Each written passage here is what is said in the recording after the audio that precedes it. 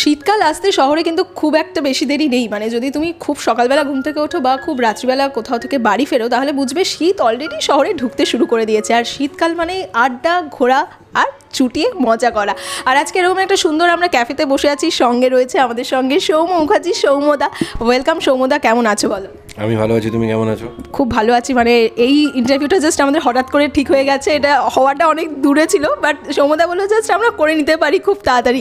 তো সমস্ত কিছু প্ল্যান করে এখন তো মোটামুটি ফ্রি, সঙ্গে শীতকাল আসছে, শুরুটা কিভাবে হচ্ছে ডিসেম্বর? ডিসেম্বর আমার শুটিং দিয়ে শুরু হচ্ছে। আমি সবাই জানে, এই খবরটা বেরিয়ে গেছে যে আমি রাপ্পারায় করছি, তো শুটিংয়ের মধ্যে দিয়েই শুরু হবে শীতকাল। আমার এখন প্রেপারেশন চলছে, প্রেপ চলছে। সো শীতকাল আসছে, শুটিং আসছে, আই এম ভেরি এক্সাইটেড। আমি সবসময় মানে যে কোনো সিজনের কম্প্যারিজনে আমার শীতকাল সবথেকে ভালো লাগে। যদিও monsoon always has a very special place, মনসুনের নিজস্ব একটা চার্ম আছে, তবে হ্যাঁ সব মিলিয়ে আই এম ভেরি হ্যাপি। একটাই চিন্তা, সেটা হচ্ছে যে এত তাড়াতাড়ি বছরগুলো শেষ হয়ে যাচ্ছে, এটা একটা মানে মানে করোনার পরে মনে হচ্ছে যেন বছরগুলো খুব তাড়াতাড়ি এগিয়ে যাচ্ছে।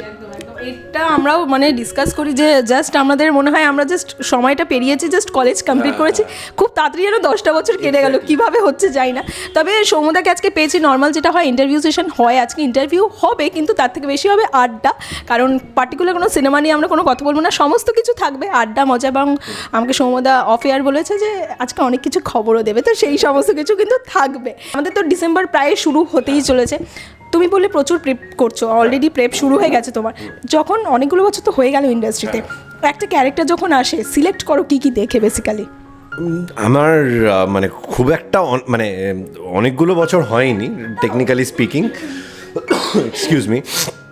আমি সিলেক্ট সবসময় করার সুযোগ আমার হয়নি, মানে আমি সত্যি কথা বলছি যে আমি যখন প্রথম ইন্ডাস্ট্রিতে এসেছিলাম তখন আমি প্র্যাকটিক্যালি, এটা অনেক জায়গায় বলেওছি আগে, যে আমি প্র্যাকটিক্যালি ক্রাউডে অভিনয় করে আমি এসেছিলাম। আমার প্রথম যে কাজ ছিল সেখানে আমাকে বেসিক্যালি, যেটা আমাদের ইন্ডাস্ট্রিতে বলে junior artist, I don't like the term, but সেইখান থেকে আমার শুরু।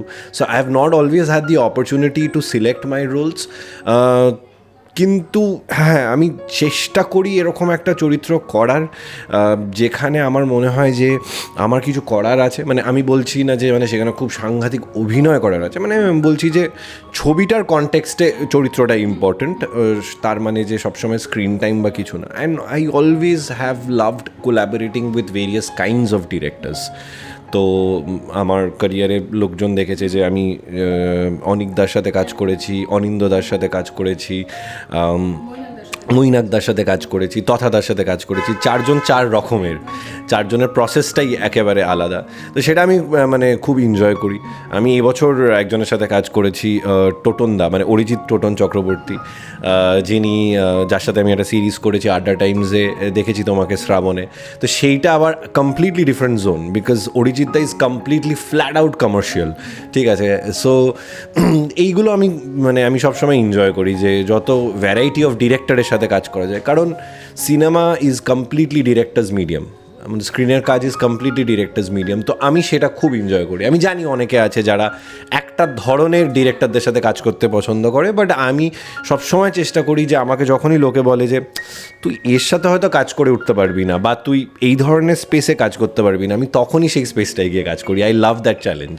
মানে এক্সপিরিয়েন্স করাটা চলতেই থাকে অবভিয়াসলি, মানে এটাই তো আমাদের কাজ। হ্যাঁ, কারণ আমি যখন প্রেম টেম করেছিলাম তখন সবাই ভেবেছিল যে ছেলেটাই বোধহয় এরকম গো বেচারা, একটা ভোমবোল টাইপের একটা ছেলে।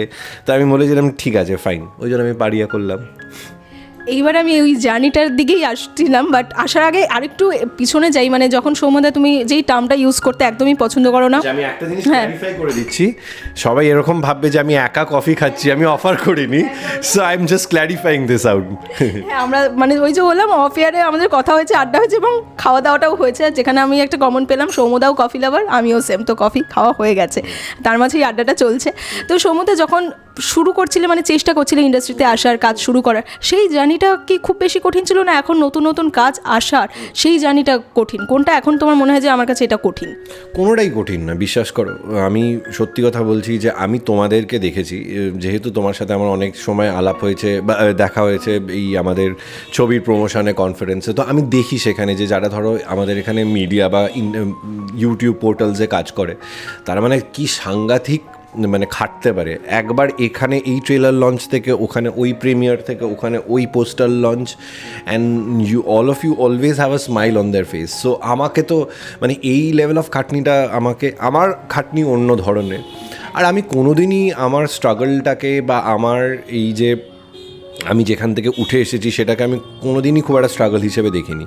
আমি যে প্রজেক্টটার কথা বললাম বা যে ছবিটার কথা বললাম, যেখানে আমি প্র্যাকটিক্যালি একটা জুনিয়র আর্টিস্ট ছিলাম বা ক্রাউড আর্টিস্ট ছিলাম, তো আমি খুব হেসে খেলে আমি খুব মজা করে ওটা করেছিলাম। হ্যাঁ, যখন সিনেমাটা বেরিয়েছিল, যখন ফাইনালি বড় স্ক্রিনে দেখলাম যে আমি আউট অফ ফোকাসে, যখন বুঝলাম যে আমার মানে একটা জুনিয়র আর্টিস্ট মানে কি, তখন একটু মনটা ভেঙেছিল। কিন্তু আই আন্ডারস্টুড যে সেইটুকু বুদ্ধি আমার আছে যে this is how the thing works আর কি। এবং আমি সেখানে গেছিলাম আমার আরও 2-3 জন বন্ধুর সাথে, যাদের সাথে আমি নাটক করতাম, থিয়েটার করতাম। So we had a lot of fun. I have never looked at this as a struggle or something which মানে আমার স্ট্রাগলটা যেখানে অনেক সময় লাগে সেটা হচ্ছে যে অনেক সময় থাকে না। এইটাই হচ্ছে একমাত্র স্ট্রাগল, যে টাকা পয়সার থেকেও বেশি যে সমস্যাটা হয় সেটা হচ্ছে যে মানে একটা চরিত্র যে আমি তৈরি করব তার জন্য একটু সময় এখানে পাওয়া যায় না, সেটাই একমাত্র স্ট্রাগল। মানে সেটা একটা খুব অদ্ভুত স্ট্রাগল। সেটা কোনোদিনই খুব একটা বদলাবে বলে আমার মনে হয় না নেক্সট 10 বছরে। বাট মানে ওই ব্যাপারটা আমার কোনোদিন খুব একটা প্রবলেম হয়নি। যে মানে আমি স্লিপার ক্লাসে ট্রাভেল করেছি, যখন আমরা থিয়েটার করতাম তখন আমরা প্র্যাকটিক্যালি এরকম গোয়াতে আমাদের একটা শো ছিল, তো আমাদের সেই শোয়ের জন্য 10টা মানে টিকিট কনফার্মড হয়েছিল, আর টোটাল টিম মেম্বার ছিল প্রায় 15-16 জন। তো বাকি 5-6 জনকে প্র্যাকটিক্যালি মানে মাটিতে বসে বাথরুমের সাইডে চাপাচুপি করে আমাদের যেতে হতো। আমার মনে আছে দিল্লিতে আমাদের একটা শো ছিল, যে আমাদের দিল্লিতে একটা নাটক করেছিলাম আমরা। সেই নাটকটায় মানে পুজোতে একটা নাটক হচ্ছিল চিত্তরঞ্জন পার্কে, মানে সবাই যারা ক্রাউডে ছিল কেউ বুঝতে পারেনি কী নাটক হচ্ছে। হ্যাঁ, সবাই চুপ, হাঁ। এবার ওই নাটকটা খুব পপুলার। কলকাতায় আমরা করেছি, মধ্যপ্রদেশে করেছি, চেন্নাইতে করেছি, বম্বেতে করেছি, সবাই খুব মজা পেয়েছে। হঠাৎ করে দিল্লিতে কেউ বুঝতে পারলো না। তো এই জিনিসগুলো আমরা খুব এনজয় করতাম। এটাকে খুব একটা স্ট্রাগল বলা চলে না, স্ট্রাগল একদম একদম একদম। মানে এই যে একটা এক্সপিরিয়েন্স, আমার মনে হয় সেটাই আমাদের লাইফে অনেক কিছু শিখিয়ে দেয়। তো সৌম্যদা, এই যে একটা লম্বা জার্নি, এখনও অনেকটা পথ হাঁটা তো ডেফিনেটলি বাকি রয়েছে। তো ওই ছোটোবেলাটা কি মিস করা হয়? মানে এখন যেমন এই হোমওয়ার্ক তো সবসময় চলছে, নর্মালি ওই সামার ভ্যাকেশন বা উইন্টার ভ্যাকেশনে আমাদের সেই হোমওয়ার্ক করতেই হতো, সেটা স্কুলের হোমওয়ার্ক। এখন একটা কাজ শুরু করার আগে নিজেকে একটা প্রসেসের মধ্যে দিয়ে নিয়ে যাচ্ছ। তো এই যে হোমওয়ার্কটা চলছে, কোনো ব্রেক পাচ্ছ না, সেটা কি কোথাও মনে হয় যে না একটু ব্রেকের দরকার আছে? ব্যাক টু ব্যাক করি না আমি, অত কাজ প্রথমত পাই না, আর সেকেন্ড অফ অল হচ্ছে আমি অত কাজ এমনিও করি না। আমি ওরকম একদিনে 2টো ছবির শ্যুট বা একদিনে 2টো সিরিজের শ্যুটিং আমি কোনো দিন করিনি, আমি কোনো দিনও করিনি। সেটা মানে যারা করে আমি তাদেরকে ছোট করছি না, কিন্তু আমি অ্যাটলিস্ট করতে পারি না, ওটা আমার প্রবলেম হয়। আমি সাংঘাতিক মানের অভিনেতা তো নই, আমাকে খাটতে হয়। সো আমার ফোকাসের খুব প্রবলেম হয়। আর ব্রেক আমি যখন পাই আমি খুব মজা করি। আমি ছোটোবেলাটা সত্যিই খুব মিস করি। I really miss my childhood. কারণ আমার যেটা সবথেকে বেশি মনে পড়ে সেটা হচ্ছে যে আমার মামার বাড়ি খড়দায়। হ্যাঁ, তো বেসিক্যালি ওখানে পুজোর পরে আমরা মানে প্রায় ভাইফোঁটা অবধি আমরা ওখানে থাকতাম। অনেক সময় কালী পুজো অবধি আমরা ওখানেই থাকতাম। তারপরে সামার ভেকেশনে ওখানে যেতাম। তো একটা খড়দা না এখন খুব ডেভেলপড হয়ে গেছে, আগে it had a very small town feel. তো আমার মনে আছে যে আমার মামার সাইকেল ছিল, 2টো সাইকেল ছিল, তো আমরা 2টো সাইকেল নিয়ে বিটি রোডে আমরা যেতাম। ঠিক আছে, আমরা ব্যারাকপুরে যেতাম বিরিয়ানি খেতে। তারপরে আমার মনে আছে যে কাবি খুশি কাবি গাম রিলিজ করেছিল, খুব ছোট, ভীষণ ভীষণ ছোট। তো পুরো ফ্যামিলি মিলে আমরা সিনেমা দেখতে যেতাম। তো ওই জিনিসগুলো আমি খুব মিস করি। ওই জিনিসগুলো আর নেই। এবং প্রবলেম হচ্ছে যে everything today is so much social media that has completely gone away. মানে সকালবেলা আমার মনে আছে এই সামনেই ইন্ডিয়া অস্ট্রেলিয়ার টেস্ট ম্যাচ আসছে, যারা ক্রিকেট ফলো করে তারা জানে যে এটা খুব ইম্পর্ট্যান্ট একটা টেস্ট সিরিজ। তো এই আমার মনে আছে শীতকালেও মামার বাড়ি যেতাম, তো শীতকালে আমার দাদু মানে প্রচণ্ড ক্রিকেট ভক্ত ছিল। ইনফ্যাক্ট মাই গ্র্যান্ডফাদার একটা কাজের সূত্রে টি বোর্ডে ছিলেন উনি, তো উনি অস্ট্রেলিয়াতে পোস্টেড ছিলেন উইথ অল মাই ফ্যামিলি আর কি। আমার মাটা যখন তারা কলেজে পড়ছে আর কি ছোটো, তো দাদু হ্যাজ মেট ডোনাল্ড ব্র্যাডম্যান। ডন ব্র্যাডম্যানের সাথে দেখা হয়েছে দাদুর, গ্রেগ চ্যাপেলের সাথে দেখা হয়েছে, মানে গ্রেগ চ্যাপেলের সাথে যখন উনি খেলছেন গাভাস্কার এদের সিডনি ক্রিকেট গ্রাউন্ডে দেখা হয়েছিল, এবং অ্যাডিলেডে দাদু ব্র্যাডম্যানের বাড়িতেও গেছিলেন, সেই ছবিও আছে। তো দাদু প্রচণ্ড ক্রিকেট ভালোবাসতো। দাদুর একটা কষ্ট চিরকাল ছিল যে সৌম্য ছোটোবেলায় এত ক্রিকেট খেলতো, প্রফেশনালি ক্রিকেট খেলতো, কিন্তু এইসব কিসের ঢুকে গেল। তো সো দ্য থিং ইজ, হ্যাঁ মানে ওই সকালবেলা উঠে অস্ট্রেলিয়ার টেস্ট ম্যাচ যেহেতু মানে আমাদের এখানে টাইমিংয়ে 5:30 6টায় শুরু হয়, তো সেই সকালবেলা হ্যাঁ এরকম একটা কফি নিয়ে দাদুর সাথে বসে খেলা দেখা, এই জিনিসগুলোকে খুব মিস করি। সেটা তো দেখে বড় হওয়া, এবং তুমিও সেই ক্রিকেটের মধ্যে ছিলে, তো সেখান থেকেই সুইচটা কখন হলো যে ক্রিকেট টু সিনেমা? যখন বুঝলাম যে ক্রিকেট খেলার মতন ফিটনেস নেই। সো না, আমি আমি আমি স্কুলে প্রফেশনালি খেলেছি ক্রিকেট, আমার স্কুলের জন্য খেলেছি, আমি ক্লাব ক্রিকেট খেলেছি। আমার এই শিফটটা হলো বেসিক্যালি, আমার স্কুলে একজন টিচার ছিলেন যিনি আমাদেরকে মানে একটা স্কুলে একটা নাটক হচ্ছিল, সেই নাটকে তিনি আমাদেরকে কাস্ট করেছিলেন, আমি আমার 3-4 জন আরও বন্ধু যারা তার আগে কোনো দিন অভিনয় করেনি। তো সেইখান থেকে আমার এইখানে ঢোকা, আর আমি খুব মানে এগুলো অপছন্দ করতাম, খুব এনজয় করতাম না। হ্যাঁ, আই ইউজ টু, ঠিক আছে, মানে আমি ক্রিকেট খেলতাম, আমি ডিবেটিং করতাম, আমি ব্যাডমিন্টন খেলতাম, I was more into sports. তো উনি তখন ক্লাস 8-এ আমাদেরকে, ক্লাস 7-8-এ আমাদেরকে এটা ইন্ট্রোডিউস করলেন, এবং ওটা ওই একবার হচ্ছে, ওটা হচ্ছে অনেকটা ওই বলে না যে মানে একবার ইন আ রং ওয়ে রক্তের স্বাদ পেয়ে গেলে আর অন্য কিছু ভালো লাগে না। So yeah, I got that kick, not that the play was very great, কিন্তু আই আন্ডারস্টুড যে এটা আমার ভালো লাগছে। তারপরে আস্তে আস্তে মানে আমি থিয়েটারের প্রশিক্ষণ পাই তার কাছ থেকে। আমরা এতটাই পাগল হয়ে গেছিলাম মানে থিয়েটার নিয়ে স্কুলে, যে উনি আমাদেরকে সকাল 6টায় 6:30 ডাকতেন। আমাদের স্কুল শুরু হতো 8:30, 6টায় 6:30 উনি ডাকতেন স্কুলে। আমরা এখান থেকে, আমার বাড়ি লেক গার্ডেন্সে, 5:30টার সময় এখান থেকে বেরোতাম। আমার স্কুল ছিল ডন বস্কো পার্ক সার্কাস, 0.5 ঘন্টা লাগতো, 45 মিনিট লাগতো যেতে। তো আমরা ওই সকাল 4:30 5টায় উঠতাম, উঠে আমরা স্কুলের আগে গিয়ে রিহার্সাল করতাম, কারণ স্কুলের টাইমিংয়ে আমাদেরকে রিহার্সাল করতে দিত না। তো when I saw that I am doing it willingly, আমার খারাপ লাগছে না, তখন আমি বুঝলাম যে somewhere down the line this is something I am enjoying, and I really enjoyed it. আমার তখনও প্রফেশনালি জিনিসটা নেওয়া হয়নি, তবে হ্যাঁ মানে ওই আর কি, যেইটা মানুষ চায় সেটা যদি একবার স্বাদটা পেয়ে যায় তখন আর সেখান থেকে আর তো ফিরে আসার কোনো প্রয়োজনই পড়ে না। তো সৌম্যদা, তুমি ফার্স্টেই বললে যে ওই জুনিয়র আর্টিস্ট বা আরও আর্টিস্ট যেটাই হোক না কেন সেখান দিয়ে শুরু, সেটা তো ঠিক আছে। তারপরে তোমাকে আমরা টিভির পর্দায় দেখেছি, ওয়েব সিরিজে দেখেছি, সিনেমায় দেখেছি। ফার্স্ট যখন লিড ক্যারেক্টার, তুমি মেন চরিত্র, সেইখান থেকে যে দেখে মন ভাঙা, যে আচ্ছা বোঝা যে কাকে বলে ক্রাউড আর্টিস্ট বা কিছু, সেখান থেকে নিজেকে মেন জায়গায় দেখা, সেইটা যখন দেখলে তখন সেই ফিলিংসটা কেমন হয়েছিল, মনে পড়ে সেটা? SVF এর অফিসে যারা কাজ করে, মানে যখন যারা 2020 বা 19 সালে কাজ করতো, তারা জানে এটা, যে যেদিন আমাকে প্রেম টেমের জন্য সিলেক্ট করা হয়েছিল, কারণ 2টো রাউন্ড অফ অডিশন ছিল। একটা হয়েছিল সঙ্গীত বাংলার অফিসে, অনেকজনকে অডিশন করা হয়েছিল, অনেক ছেলে মেয়েদের অডিশন করা হয়েছিল, আর আরেকটা রাউন্ড ছিল হচ্ছে SVF এর অফিসেই। এবং যেদিন সেকেন্ড রাউন্ড ছিল সেদিনই আমাকে জানানো যখন হয়েছিল যে আমি পাবলো করছি, মানে প্রেম টেমের যে প্রধান চরিত্র, আমি কেঁদে ফেলেছিলাম। হ্যাঁ, এটা যারা জানে তখন কাজ করতো SVF-এ, তারা জানে এটা। সো এই ফিলিংটা কোনোদিন এক্সপ্লেন করা যায় না। দেখো, এটা লিড ক্যারেক্টার করছি বলে না, it is about a journey.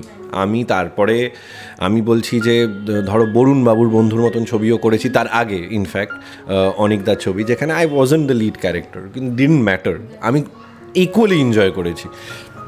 কিন্তু আমি যেটা বলার চেষ্টা করছি সেটা হচ্ছে যে আমার কাছে কোথাও গিয়ে এই ট্রাস্টটা খুব ইম্পর্ট্যান্ট ছিল, যে SVF ইস্টার্ন ইন্ডিয়া বা ভারতবর্ষের one of the top production houses, তারা যদি আমার ওপরে এই রেসপন্সিবিলিটিটা দিতে পারে, বা তার আগে আমি ধরো যখন স্টার জলসার টেলিভিশন করছিলাম লিড হিসেবে, তো স্টারের মতন ডিজনির মতন এত বড় একটা কোম্পানি যদি দিতে পারে, that means I am going in the right direction. তবে হ্যাঁ, ইমোশনাল তো হয়ে গেছিলামই, মানে তার অনেক কারণ আছে, তার সেসব গেলে একটা ইতিহাস ঘাঁটতে হবে। আমার মানে life has been has been very topsy-turvy, হ্যাঁ, nothing in my life has been very planned. তো ওই জন্য this is what it is. মানে আমার এখনও মনে আছে, আমি যখন আমার ময়ূরপঙ্খী শেষ হলো serial, I was almost about to sign another serial, হ্যাঁ, অন্য একটা চ্যানেলের জন্য। আই ওয়াজ অলমোস্ট মানে সার্টেন যে আমি ওটাতেই যাব। আমি দার্জিলিং গেছিলাম আমার যখন আমার জাস্ট সিরিয়াল শেষ হয়েছে with my ex girlfriend. I went to Darjeeling and I had decided যে আমি এই সিরিয়ালটা করছি। আমি ফেরত আসার পরে আমি কিছু সইটই করিনি, তো ফেরত আসার পরে আমার কাছে হঠাৎ করে এই ধরো সকাল 11টা-12টা নাগাদ আমার কাছে একটা ফোন আসে। আমি গলাটা শুনেই বুঝে গেছিলাম এটা অনিন্দদার গলা।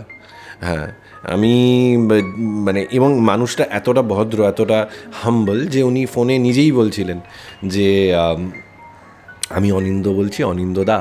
আমি বললাম, স্যার আপনার গলা শুনে আমি ছোটোবেলা থেকে বড় হয়েছি, মানে আপনার গান শুনে আমি বড় হয়েছি, ফলে ইন্ট্রো দিতে হবে না। তারপরে উনি যখন পুরোটা বললেন যে এরকম আমি একটা অডিশন করছি, আমি বললাম, স্যার জবে যেখানে যেভাবে আপনি বলবেন আমি পৌঁছে যাব। সো এটা তো প্ল্যান্ডই ছিল না। আমি আর একটু 2-3 দিন এদিক ওদিক হলে আমার ছবিটা করা হতো না। মানে ওই বলে না যে যতই আমরা বলি না কেন, মানে কর্মফল তো ঠিক আছে, তুমি কর্ম করে যাও, তাছাড়া তো হবে না কিছু। বাট লাক আমার মনে হয় কোথাও না কোথাও তো সমুদা ফ্যাক্ট। মানে তুমি হয়তো অনেকের রয়েছে প্রচুর পরিশ্রম করছে, বাট শুধুমাত্র ভাগ্য সায় দিচ্ছে না বলে ওই কাজটা হচ্ছে না। বাট তোমার কি মনে হয় এই তোমার ফুল জার্নিটাই যদি আমি জিজ্ঞেস করি, লাক কতটা ম্যাটার করে আর কর্মফল কতটা ম্যাটার করে? তোমার কাছে পার্সেন্টেজ হিসেবে দিলে বেশি কাকে কোথায় রাখবে তুমি? দেখো, it depends on the society. কারণ আমি তোমায় বলছি যে ধরো লাক অতটা ফ্যাক্টর নয়। ধরে নাও ইউরোপে, বুঝতে পেরেছো, তুমি যদি ধরো ইউরোপে অভিনয় করো, বা ধরো আমি বলছি যে তুমি যদি আমেরিকাতে অভিনয় করো, ওখানে অতটা ফ্যাক্টর না, কারণ ওখানে ইন্ডাস্ট্রি ইজ স্ট্রাকচার্ড। মানে আমি বলতে চাইছি যে ওখানে ধরো একটা থিয়েটারের জায়গাটাও, ইন্ডাস্ট্রিটাও ভীষণ স্ট্রাকচার। তো সেখানে এমপ্লয়মেন্ট অপরচুনিটি অনেক বেশি, বুঝতে পেরেছো। লাক তখনই একটা ফ্যাক্টর হয় যেখানে অপরচুনিটি খুব কম থাকে। তো আমি এটাকে লাক ঠিক আমি জানি না কী করে বলবো, বলো। কারণ ধরো অনিন্দদা আমার সিরিয়াল দেখেছিল, আমি বলেছিল, আমাকে একটা বিজ্ঞাপন থেকে নোটিস করেছিল, তারপরে আমার সিরিয়াল দেখতো, সিরিয়ালে কিছু কিছু মুহূর্ত দেখেছিল। আমি একটা ওয়েব সিরিজ করেছিলাম হইচইয়ের জন্য, সেটাও দেখেছিল। সো আমার কাজ দেখেই আমাকে ডেকেছিল। তারপরে তো আমাকে অডিশনটাও ক্রস করতে হয়েছিল, এবং অডিশনটা আমি গেছি, আমাকে ওখানে স্ক্রিপ্ট দিয়েছে। তো এমন নয় যে আমি 1 সপ্তাহ 2 সপ্তাহ আগে স্ক্রিপ্ট পেয়েছি। So it is luck matters definitely. I will definitely say না, আমাদের মানে আমাদের দেশে লাক সত্যিই ম্যাটার করে। But at the end of the day আমি মনে করি যে মানে কোথাও গিয়ে it is hard work. Hard work is ultimate. It's like 10% luck, 90% hard work, but don't try doing it without that 10%. মানে লাকটা না থাকলে ওটা হবে না। মানে এরকম অনেক ছবি আমি জানি যে সেগুলো বেরিয়েছে, যেগুলো প্রচণ্ড সফল হতো বক্স অফিসে, যদি সেগুলো একটু 1 মাস পরে বা একটা ফেস্টিভ্যাল জোনে রিলিজ করতো। এটা ঘটনা, এগুলো ম্যাটার করে, এগুলো লোকে অ্যাকসেপ্ট করে না, কিন্তু এগুলো সত্যিই ম্যাটার করে। সমুদা ফার্স্টেই বললো যে আমার জার্নিটা খুব একটা লম্বা নয়। ঠিক আছে, সেটা না হলেও যারা এখন ইয়াং জেনারেশন যারা দেখছে আমার ইন্টারভিউটা, সমুদার কাজ দেখছে প্রচুর মানুষজন এখন, সেটা সিরিয়াল হোক, ওয়েব সিরিজ হোক, সিনেমা হোক, একটা লম্বা জার্নির মধ্যে দিয়ে তো মানুষটা গেছে। তো সমুদা যারা এই মুহূর্তে চেষ্টা করছে শুধুমাত্র অভিনয়ে আসার জন্য, প্রচুর মানুষ তো বলে যে ওই ফেমটা দেখে মানুষজন আসে, সেটা একটা লম্বা স্ট্রাগল পিরিয়ড অবশ্যই। যারা এই মুহূর্তে আসছে, প্রচুর মানুষ এখন নানা SBF-এর কাছ থেকে আমরা জাস্ট কিছুদিন আগে একটা পোস্ট দেখেছিলাম যে ভুল মানুষের ট্র্যাপে যাতে না পড়ে, টাকা দিয়ে নানা রকম কিছু চলছে। তুমি যারা এই মুহূর্তে তোমাকে দেখছে, তাদেরকে তুমি কিভাবে সাবধান করবে, এবং যারা আসতে চাইছে ইন্ডাস্ট্রিতে, তাদেরকে তোমার দিক থেকে কি মেসেজ দিতে চাও? আমি সবসময় বলেছি এটা যে আমার মনে হয় যে আমাদের যে সেট আপ আমাদের ইন্ডাস্ট্রি সেখানে দুটো জিনিস খুব important, either go into theatre or go into television. বাড়িতে বসে থেকে আমি দেব হব, আমি জিৎ হব, আমি এই স্বপ্ন নিয়ে থাকার কোনো মানে হয় না। মানে দেব স্যার বা জিৎ স্যার তাদের যে স্ট্রাগল আমি সেগুলোর ব্যাপারে শুনেছি। হ্যাঁ, ইট ইজ আনবিলিভেবল। হ্যাঁ, দেব স্যার যখন শুরু করছে তার কিছু গল্প আমি শুনেছি, এটা ভাবা যায় না সেই লেভেল অফ স্ট্রাগল, কিন্তু সেগুলো কাজ করে করে করে করে করে করে লোকগুলো মানে স্ট্রাগলটা করেছে। So my point has always been যে you have to go out there and you have to work. তো তুমি যদি শুধুমাত্র ছবিতে অভিনয় করতে চাও, এখন ইজ নট দ্য টাইম। কারণ দ্য প্রবলেম ইজ, ছবি ওটিটি যাই হোক না কেন, 20 বছর আগে যে সময়টা ছিল যে মানে একটা মানুষ শুধুমাত্র ছবি করে সংসার চালাতে পারতো, সেই সময়টা এখন নেই। এখন আর সেই সময় নেই। এখন সিচুয়েশন ইজ ভেরি ব্যাড। শুধুমাত্র পশ্চিমবঙ্গে না, শুধুমাত্র ভারতবর্ষে না, all over the world cinema is going through a bad time financially. এবার আমি সেটাকে খুব একটা খারাপভাবে দেখি না, কিন্তু কিছু লোক আছে যারা শুধুমাত্র বক্স অফিস দিয়ে দেখে। তো যদি শুধু বক্স অফিস দিয়ে দেখো তাহলে হ্যাঁ, ইট ইজ আ ফ্যাক্ট। এবং তুমি কলকাতা শহরে কাউকে জিজ্ঞেস করে নাও, টেলিভিশনে বেশি পয়সা। কিন্তু আমি পয়সার জন্যও বলছি না, আমি বলছি যে if you have the chance, go and do theatre, go and do television. কিন্তু সবার আগে যেটা সব থেকে বেশি ইম্পর্টেন্ট সেটা হচ্ছে যে ট্রেনিং। মানে আমি বলছি না যে সবসময় ইনস্টিটিউশনে গিয়ে ট্রেনিং নিতে হবে, কারণ আমাদের খুব একটা ইনস্টিটিউশন নেই। আর আমাদের কিছু কিছু ইনস্টিটিউশন আছে যেগুলো তোমাকে একটা কী বলবো, একটা রেস্ট্রিকশনের মধ্যে 2-3 বছর রেখে দেয়। হ্যাঁ, এবং তার অনেক ফ্লজও আছে, যে 2-3 বছর তুমি বাইরে কোনো কাজ করতে পারবে না ইত্যাদি। কিন্তু যেখান থেকে তুমি পারবে তুমি ট্রেনিং, সেটা ওয়ার্কশপ হোক, সেটা ফিল্ম অ্যাক্টিং কোর্স হোক, যাই হোক, but you have to get yourself trained and then start working. আর দেখো এই জিনিসগুলো না খুব অলিক, মানে এগুলো বলতে খুব ভালো লাগে যে হ্যাঁ, ফেমের জন্য এসো না, এটার জন্য এসো না, কিন্তু এভরিবডি লাইকস রেকগনিশন। মানে আমার যখন প্যান্টালুন্সের ওই বিজ্ঞাপনটা এতটা ভাইরাল হয়েছিল, আমার কি ভালো লাগেনি? আমার দারুণ লেগেছিল। আমি সেই পুজোয় এমন কোনো জায়গায় আমি যাইনি যেখানে লোকে আমায় চিনতে পারিনি, রাইট? সবার ভালো লেগেছে।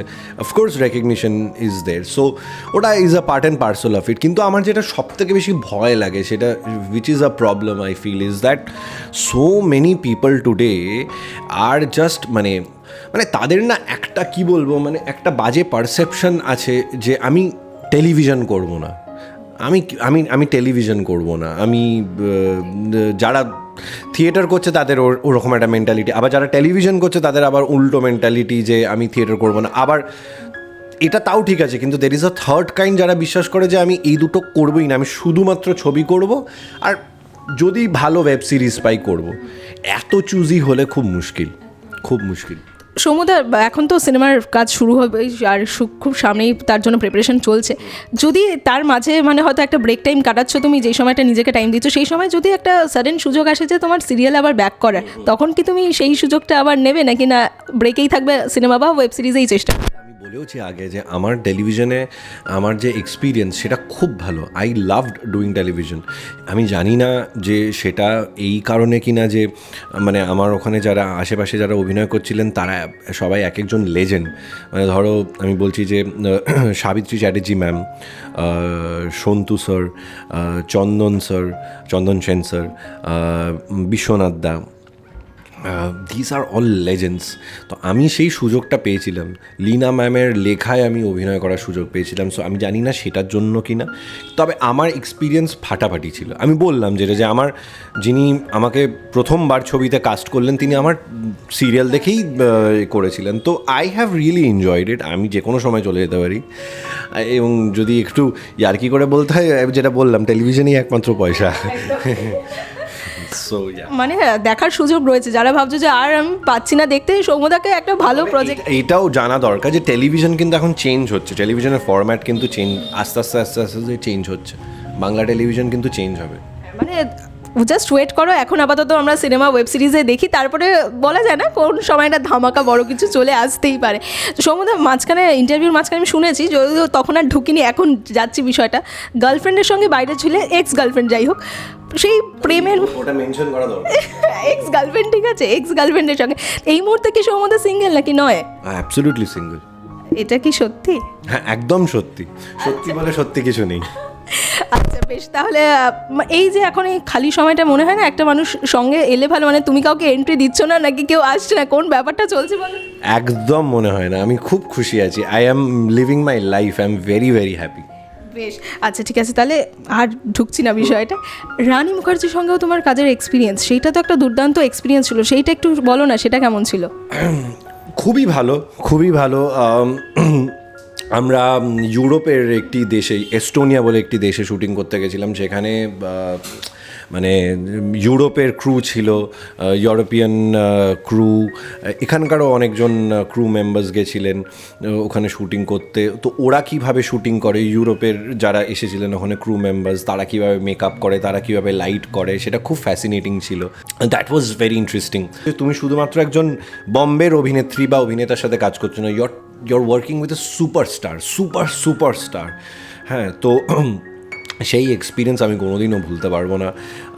আমি খুব এনজয় করেছি। আমি শুধুমাত্র তাদের সাথে যে মানে এক্সপিরিয়েন্সটা হয়েছিল সেটা এনজয় করিনি, আমি বলছি যে মানে ধরো এখান থেকে অনির্বাণ দা গেছিলো, সো অনির্বাণ দার সাথেও আমার এর আগে আলাপ হয়নি, তো মানে দ্যাট রিয়েলি হেল্পড। যেটা সব থেকে বেশি হেল্প করেছিল হচ্ছে তার ঠিক পরেই এসেই আমরা ফেব্রুয়ারি মাসে এখানে একটা ছবি করেছিলাম যেটা এখন হইচইতে আছে, মিথ্যে প্রেমের গান বলে। তো এবার মিথ্যে প্রেমের গানে প্রথম তিনটে সিন হয়ে যাওয়ার পরে ডিরেক্টর পরমা নিউটিয়া আমাদের জিজ্ঞেস করেছিল যে আপ লোক কা কেমিস্ট্রি ইতনা আচ্ছা কিউ হ্যায়। তো তখন আমরা ইয়ার্কি করে বলেছিলাম যে ইটস ফ্রম এস্টোনিয়া। অনেক সো ইয়া, মানে I had a great time, খুব অ্যান্ড অবভিয়াসলি মানে রানী ম্যাম মানে is very hard working, very dedicated, এইগুলো দেখলাম চোখের সামনে আর কি। মানে আমাদের তো একটা পারসেপশন থাকে যে এরা সেলিব্রিটি, এরা হয়তো এরকম হাতটা এরকম করলেই হয়তো একটা জিনিস চলে আসে, এসব না আসলে ভালো। হ্যাঁ, অনেকবার বলছো সৌম্যদা যে এই কাজটা দেখে, এই কাজের সুযোগ বা এই কাজের দেখে মানুষ পরিচিতি পেয়েছে, সেটা যাই হোক না কেন, এই মুহূর্তে যেটা শোনা যাচ্ছে, ইনস্টাগ্রাম ফলোয়ার্স বা ইনস্টাগ্রামটা তোমাকে সেই রকম প্রফেশনাল রেডি রাখতে হবে, সেটা দেখে অনেকে কাজের সুযোগ পাচ্ছে, বা হয়তো তোমার ফলোয়ার্সের সংখ্যা কম বলে কাজ হাত থেকে বেরিয়ে যাচ্ছে। কোথাও কি সেটা তোমার মনে হচ্ছে যে আজকালকার দিনে ট্যালেন্ট একটু সেকেন্ডারি হয়ে যাচ্ছে, ফলোয়ার্স বা সোশ্যাল মিডিয়াটা ফার্স্ট রেফারেন্স পাচ্ছে বা কিছু? সব কিচ্ছু থাকবে না, just it's a cycle, it is a cycle. এটা মানে হ্যাঁ, এটা একটা ট্রেন্ড, এটা এখন শুরু হয়েছে। আমার একটু মাঝে সময় একটু খারাপ লাগে কিছু অভিনেতা অভিনেত্রীদের দেখে যে ইনস্টাগ্রাম ফেসবুক অবধিও ঠিক ছিল, আমি দেখি তারা ইউটিউবের চ্যানেল পর্যন্ত করে ফেলেছে। আমার সত্যিই খুব খারাপ লাগে। আমি অনেকের ক্ষেত্রে জানি যে ইট ইজ ভেরি স্পন্টেনিয়াস, আবার অনেকের ক্ষেত্রে আমি জানি যে এটা স্পন্টেনিয়াস না, তাদেরকে মানে তারা বাধ্য হয়েছে এটা করতে। কিন্তু এটা সাইকেল, এটা থাকবে না, এটা ফ্যাক্ট। এটা যে হচ্ছে, এটা আমি খুব মানে I am a nobody in the industry, so আমার থেকে অনেক বেশি সিনিয়র লোকজন এটা নিয়ে কথা বলেছে, তার মানে এটা হচ্ছে, ডেফিনেটলি হচ্ছে।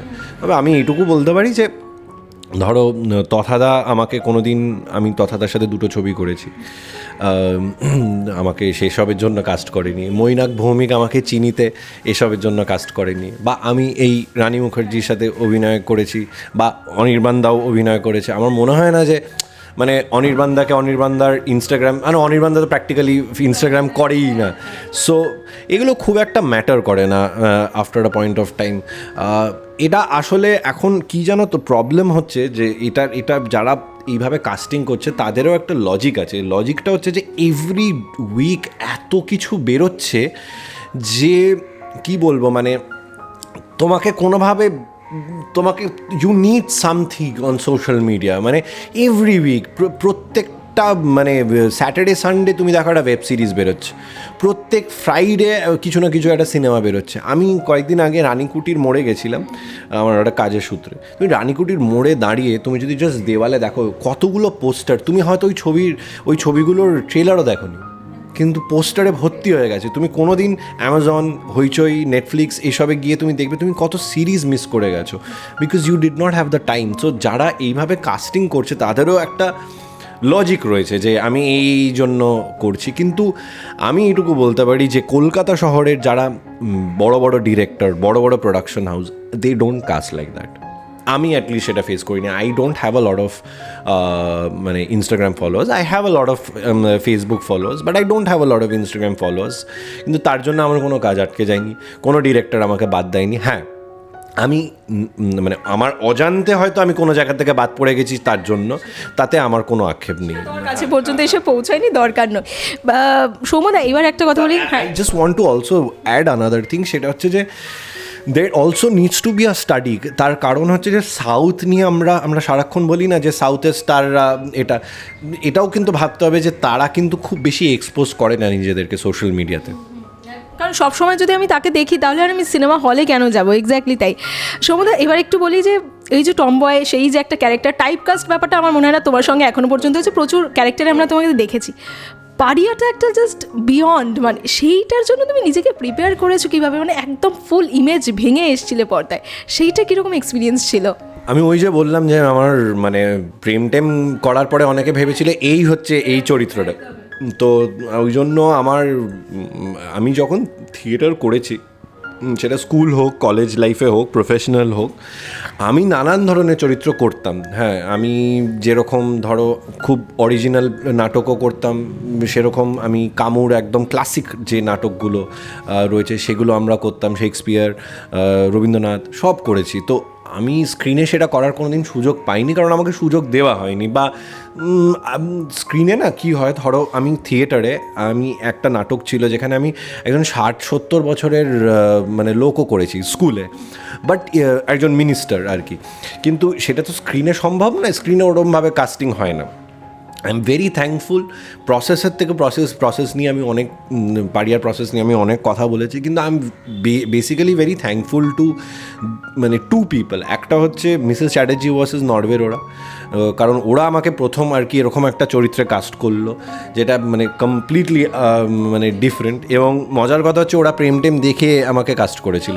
তো ওই মানে ওই সিনেমায় ওই চরিত্র দেখে যে এখানে কাস্ট করা যায় আমি ভাবতেও পারিনি। আর আরেকজন অফকোর্স তথাদা, কারণ আমি তথাদার সাথে যে অন্য ছবিটা করেছি গোপনে মদ ছাড়েন, যেটা মুক্তি পাবে এর মধ্যে, তো সেই সিনেমাতে আমি যে চরিত্রটা করেছি সেটা দেখে যে কেউ আমাকে এরকম একটা কসাইয়ের চরিত্রে মানে কাস্ট করতে পারে, আমি অডিশন দিয়েছিলাম।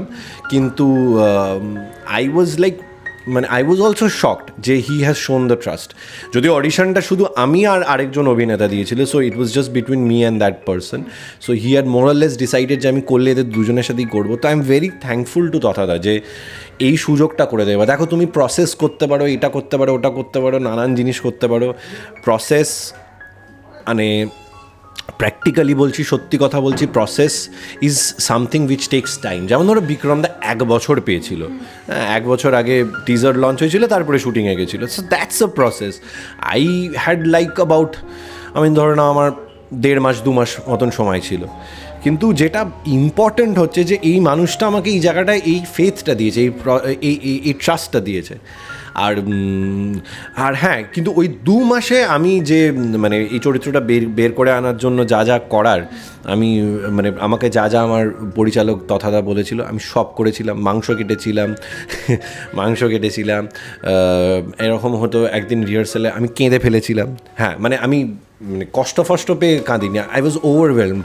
কারণ আমি সেদিন আমার যে শেষে অঙ্গনার সাথে যে জায়গাটা আছে না, সেই জায়গাটার ওই মনোলগটার রিহার্সাল আমি সেদিন বোধহয় 6-7 বার করেছিলাম। আর 6-7 বারই তথাদা বলেছিল ভালো হচ্ছে না, মানে হচ্ছে তথাদা বলেছিল যে বিশ্বাসযোগ্য হচ্ছে না।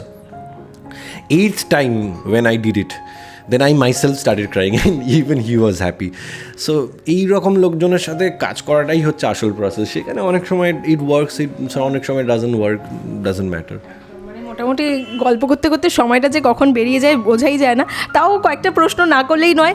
এখনও পর্যন্ত মানে জানি এখনও লম্বা অনেকটা রাস্তা যাওয়া বাকি, তো হয় না ড্রিম একটা লিস্ট থাকে যে এই মানুষগুলোর সঙ্গে কাজ করা বাকি, সেই লিস্টে টপে কাদের নাম এই মুহূর্তে রয়েছে সৌম্যদা? প্রচুর সবাই আছে, কারোর নাম আলাদা করে না, সবাই। মানে আমি যাদের যাদের সাথে কাজ করেছি তাদের সাথে আবার কাজ করতে চাই, সেই সুযোগও হয়েছিল। মঈন আকদার সাথে একটা সুযোগ হয়েছিল আগের বছর, কিন্তু সেটা মানে কোনো একটা কারণে হলো না। তো হ্যাঁ, I want to work with everyone, তবে একজনের সাথে I specifically want to work, I don't know মানে whether he is working on his different film or not. সেটা হচ্ছে আদিত্য বিক্রম সেনগুপ্ত। আদিত্যদার সাথে আমি প্যান্টালুন্সের বিজ্ঞাপনটা করেছিলাম, তো আমার ওটার এক্সপিরিয়েন্স খুব ভালো ছিল। আমার কিছু কিছু মানে he is a brilliant maker আর কি, মানে and I really want to work with him. দেখা যাক, মানে আমি ফর এক্সাম্পল এখন আমি খুব খুশি যে খাদানের মতন ছবি হচ্ছে, তো এই স্পেসে আমি কাজ করতে চাই। সো মানে স্পেসিফিক্যালি কারোর নাম মেনশন করছি না। ঠিক আছে, আর সৌম্যদাকে চাপ দেবো না। এক্স্যাক্টলি, আমরা মনে হয় অপেক্ষা করে থাকবো সৌম্যদাকে আরও ডিফারেন্ট ক্যারেক্টারে দেখার জন্য। তো শেষ করবো ইন্টারভিউটা, কেমন লাগলো আর শেষে দর্শকদেরকে কি বলবে সৌম্যদা? আমার ইন্টারভিউ তো সবসময় দিতে ভালো লাগে, আমার এটা করতে বেটার লাগে rather than making tons of reels. দর্শকদের এটাই বলবো যে আমি রাপ্পা রায় এই ছবিটায় অভিনয় করছি। তো যখন ছবিটা বেরোবে আপনারা প্লিজ দেখবেন, ভালো লাগলে আমাদেরকে জানাবেন। আমি অলরেডি ওই মোডে ঢুকে গেছি প্রমোশনের। না, বেশি কিছু আমি বলবো না, আপনারা ভাটিয়ে শীতকালটা এনজয় করুন। আমাদের ছবি আসছে, ছবি এলে দেখবেন, এনজয় করবেন। আর বেশি কিছু বলার নেই, ভালো থাকুন, সুস্থ থাকুন এবং বাংলা সিনেমা দেখুন। Thank you so much সৌম্যদা।